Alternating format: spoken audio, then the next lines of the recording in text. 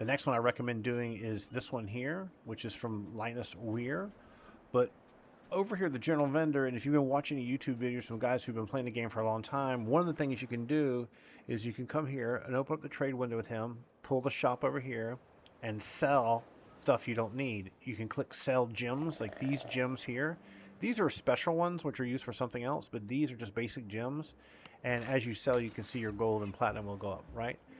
To buy, now that we got a little bit of platinum, one of the best purchases you can make at this low level, besides making sure you have ammunition, what we got, 700 arrows, that's fine, is the starter potion.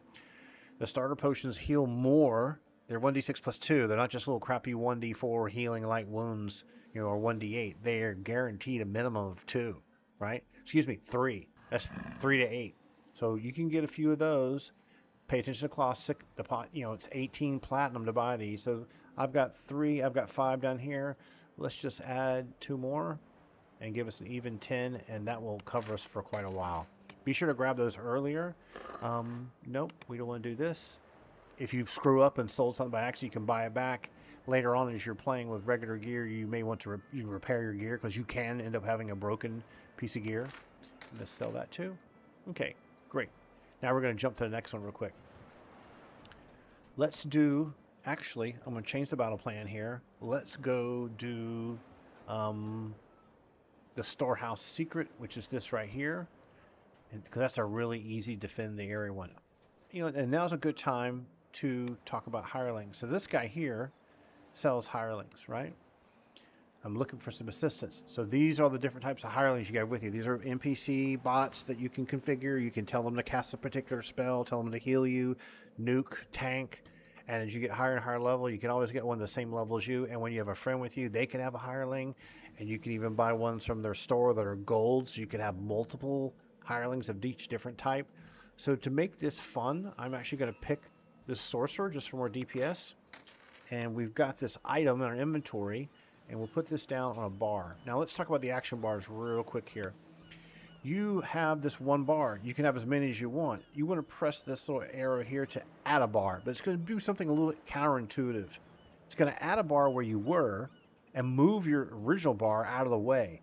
The original bar is where the key bindings are. So you can see this is the search one, and that's still the same.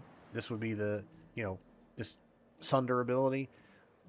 Add another bar, and this is the bar you would want to have put your NPCs on. So let's go ahead and take this sorcerer and put him here. And we'll grab a healer too. Let's grab a fighter and a cleric. I don't want the barbarians, kind of weird. And I got 2 of these, 9 gold, and it doesn't cost hardly anything. And these things are in my inventory, so we want to put them on this bar. Now, they have a duration. These aren't like permanent mercenaries forever like an EverQuest 1 and EverQuest 2. So as you use them, they get summoned, and while they're being used in the dungeon, the timer starts to tick down for like 1 hour. If you leave the dungeon or log out, that timer stops instantly. I have been in a dungeon, the timer had run out on a really long one, and I still continue to participate and fight and be in the adventure, but once I leave, and then they're gone. So we're going to go do this. Now to summon the hireling, I got to be inside an instance. I'm going to pick normal, and once we're inside, that's creepy. Once we're inside this area, we have to find the hidden scroll. So we're going to grab this sorcerer first. We're going to summon him. You can only summon the hirelings at the doorway. So you can't like run through the whole dungeon and wait till you get to the last room and then summon a hireling to help you. When they get summoned, they're automatically going to have a bar. So remember, you can grab any of the bars at the top, not the bottom. Well, you can't grab at the bottom. Get close to it and grab the frame, and you can move it around. I like to put it here. This command here is to move and stay. So right now they're going to follow me around wherever I go, right? There's a little spider, let's get rid of that. And this will make her stay. So now she's going to stay at this banner. So if I want to make sure she doesn't run through a trap or anything, I can still leave her as aggressive or what have you. In fact, let's put her on aggressive. And so she's nuking a mob, but she's standing still, right? So that's a good thing to do. Like there's one of the tricks in one of the dungeons that have a bunch of methods in it. Well, I have all the healers stand in the next room. I just run back and I run the room, start damaging stuff, take a bunch of damage, run back out of the room, go stand by my healers, have them heal me. So you have a lot of control. And if you want to read the different spells they have available, you can tell them to cast a particular spell. Now I'm going to toggle this follow me, have her follow me again, okay? So if you're not sure what to do, you can go back to here. It's going to highlight which one we're in. Now I hear critters walking around. There we go.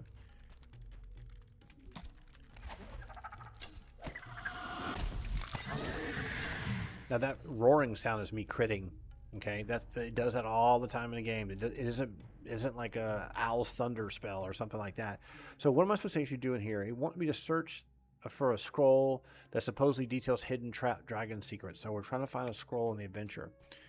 So we're going to keep going through. I'm going to skip all the crates and stuff. This appears to be the main scroll. It seems the villagers have been preparing for a We're going to grab these. Now this door is a regular door. The door back there, is there another door? No. Sometimes you'll run to a situation where a door is locked. And you'll need to find a key. Like that. This is a locked door, so I need a key for this one.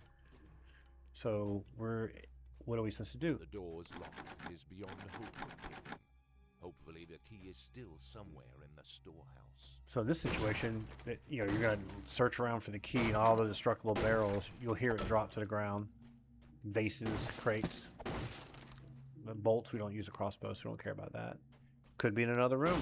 A lot of times these types of things are random. There's one adventure you'll do and it'll have like, you've got to find 10 items and there could be any destructible crate in the whole adventure could possibly have it. No key yet. Let's go back a room. Oh, did we miss this one? Copper. You also find situations like this where you can just run up to this and press forward and just start vaulting on top of things and climb on top like this. Or you could just run up and jump. And your NPCs will try and follow you. If the NPC were to get stuck and behind a wall or a trap or something like that, you can press this little warp button and they will warp right to you wherever they happen to be. Let's go see if we find this key. Copper, we don't care about that. Oh, is that it? No, that's just face breaking. Let's try. Let's just do this.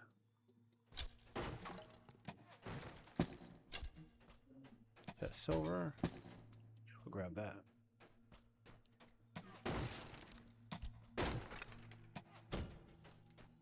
We'll save our ammo, right?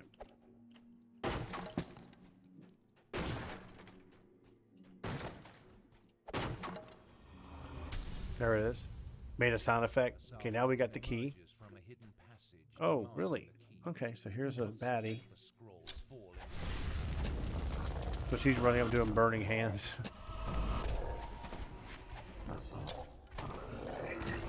Okay, we got rid of him.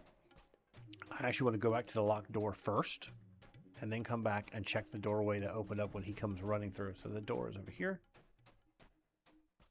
And you can see the door swings open.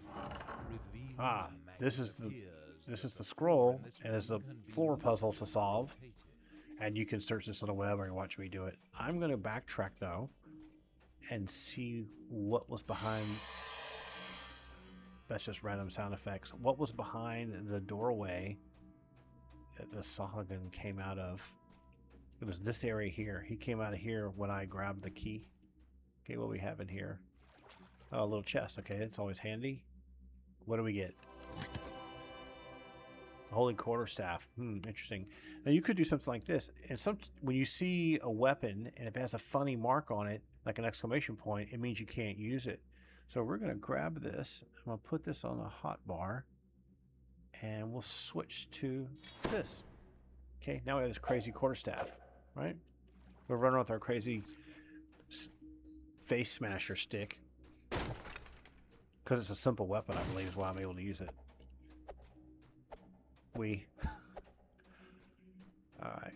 And we'll go down here and solve this puzzle. So, basically, it's a situation where you've got to move the different tiles to try to power up all these nodes. And once you've done that, then, in theory, this little barrier will come down. This is where you want to go out of action mode, which is the middle mouse button that we bound before in the first video, and start turning tiles. So every time you click, they just keep spinning counterclockwise. And you go, okay, how are we going to get this in here? One thing you could do as a trick is you can look at the actual circular part and see where it really connects. Like, for example, this doesn't really connect and this does connect. So you can work your way backwards from that to some degree. And so, oh, I've clicked the wrong one. Let's do this one. This doesn't connect to this.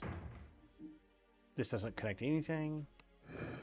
So this is messy, right? So we have to find a way to get this to work properly. You could turn this way. And you can turn this like that and get it to go like this. All the way down here. And I'm terrible at puzzles. So I can tell right now that this really needs to connect here. Okay, that illuminated one of them in a clunky way. But we really need it to come to here. So how do we do that? Let's get this one pointed like this. Okay. We could probably rotate this one this way. And that gets this one. And what we got here? This is a dead end. So maybe we can rotate this one around. Yeah. It really needs to come at this end.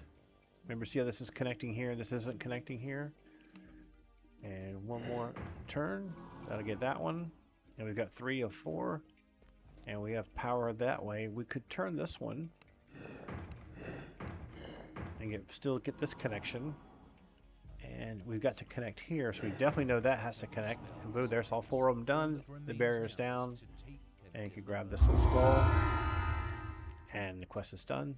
And we could go run around if we want to and do what you want. Now that we finished one of these quests, one thing we can do, I'm actually going to switch back to the rapier, is see, did we miss anything, right? Sometimes you'll have a situation where you're rushing around, you're having a great time, and you're spazzing out, and you didn't really pay attention to what you're supposed to do. You got to the last room. You can click this XP button, and it shows you like a report, right?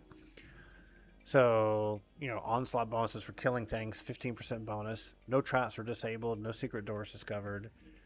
She broke I broke things. I got a little bit of 8% bonus for smashing stuff.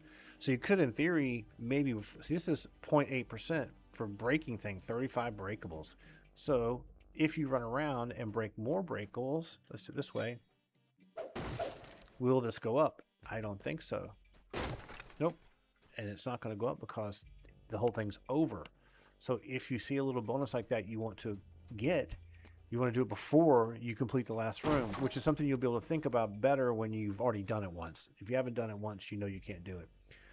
Flawless for not getting killed, I don't think. Total XP. So your total for the whole thing, all the way from beginning to end, is 488, which isn't bad considering that we're almost to the second level. Let's leave this area,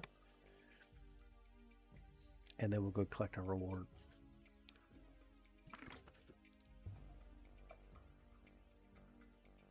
You can also move that down if you wanted to. Okay. So, we completed this.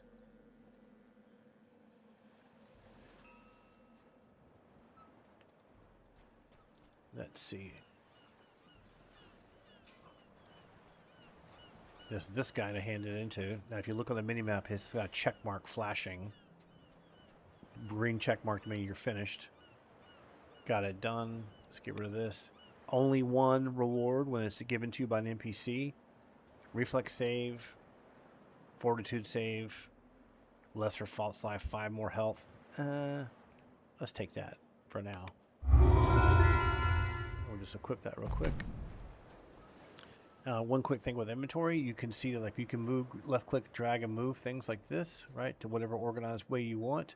If you wanted to move things to another bar, like say I want all the potions to be in another, not bar, but bag, you left click and drag and move them like this to the other bags. And now this has been completed, so if you ever come to them again, you can say you want to repeat it, and it just resets everything and go do it again, and your loot rewards might be different. You're also just going to get more experience. No, I don't want to join Tycoons of Tomorrow, which is a guild that's on the server all the time. So we'll stop that video here, and we'll see you again with the next one.